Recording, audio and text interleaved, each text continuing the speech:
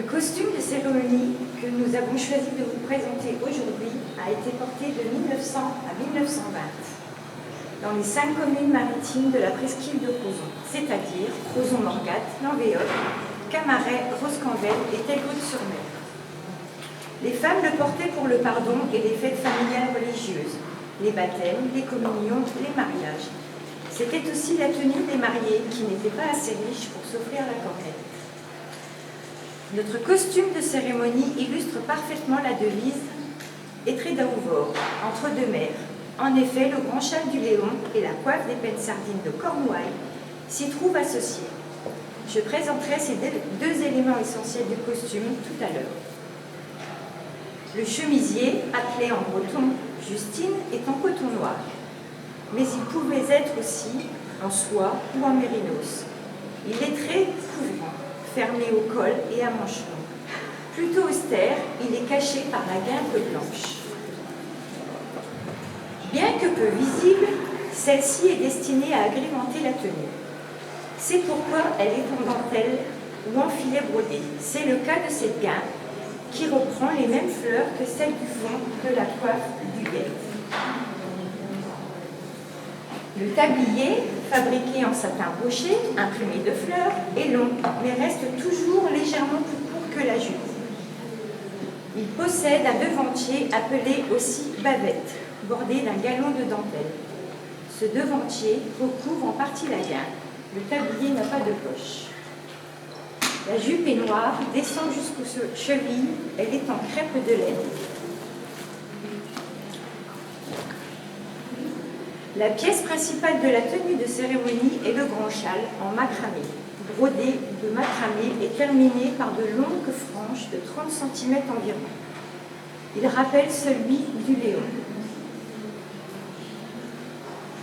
La palette des couleurs est très large, du marron au beige, en passant par le rose, le mauve, le vert et bien sûr le noir, car à l'occasion d'un deuil, les femmes portaient le châle en noir. Les broderies, essentiellement des motifs floraux, sont réalisées en fil de soie, ton sur ton, en partant de la pointe uniquement sur la partie visible du tissu. De forme carrée, le châle est d'abord plié en deux, en triangle. 4 plis sont faits au niveau de la nuque pour donner de l'ampleur au mouvement. Ces plis sont tenus par une belle épingle. L'ensemble du châle est fixé à la jupe et au haut de la tenue par des épingles. Le dernier élément de notre tenue est la coiffe. Notre coiffe fait partie de la famille des pennes sardines. Au XXe siècle, elle est en filet. Ainsi, chaque femme est en mesure de réaliser elle-même sa série de coiffes. Elle est posée sur un seul bonnet et est très couvrante jusqu'en 1920. Bien sûr, la coiffe de cérémonie est brodée. Le devant de la passe comporte quelques broderies le long du picot. Et le fond est brodé de 7 fleurs. Parfois, 7 bouquets chacune représentent un des 7 évêchés de Bretagne. Ces larges lacets permettent la réalisation de 2 grandes boucles qui dépassent largement de chaque côté du visage. On pourrait donc y voir les cornes du bélier. C'est sans doute la raison pour laquelle notre coiffe a toujours porté le nom de penmaout, ce qui signifie tête de bélier. De souvenir de presqu'îlien, jamais on ne lui a donné le nom de pennes sardine. Et maintenant, Brigitte va vous parler de la famille des pennes sardines.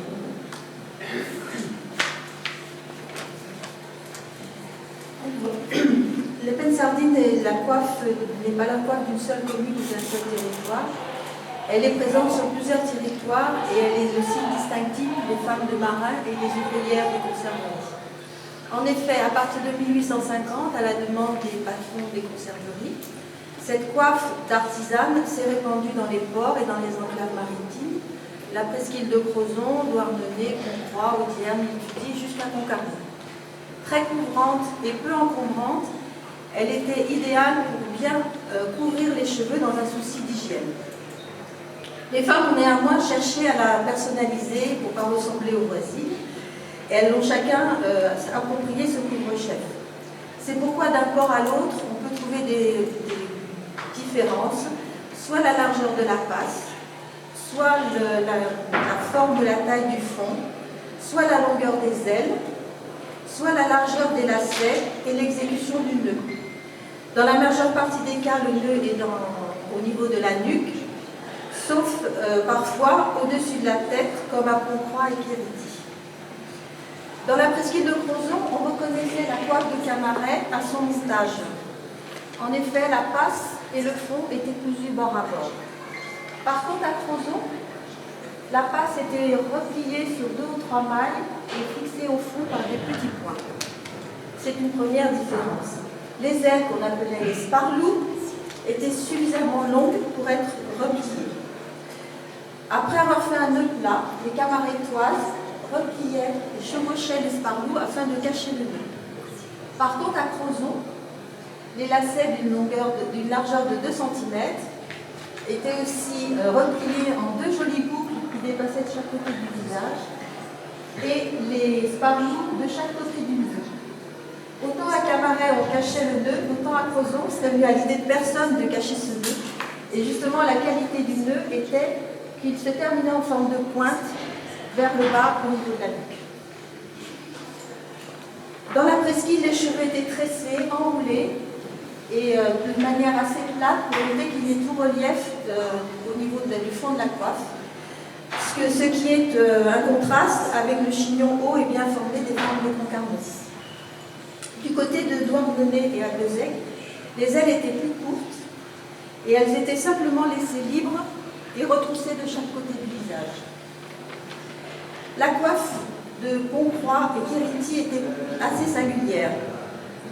D'une part, les lacets se rejoignaient pour former un nœud plat au-dessus de la tête.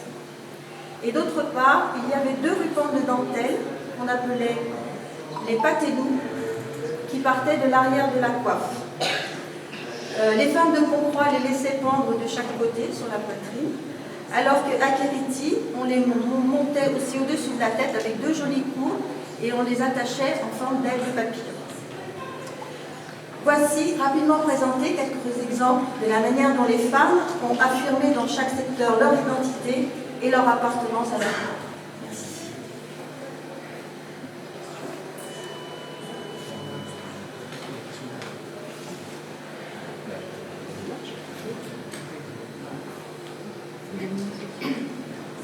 Vous avez un souci sur la question?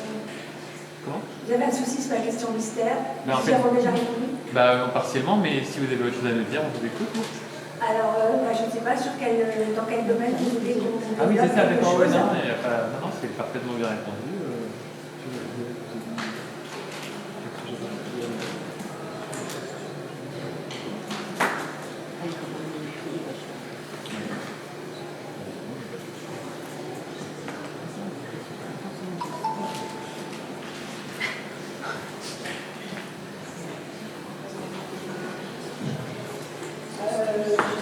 Est-ce que vous voulez, je vais vous poser une question.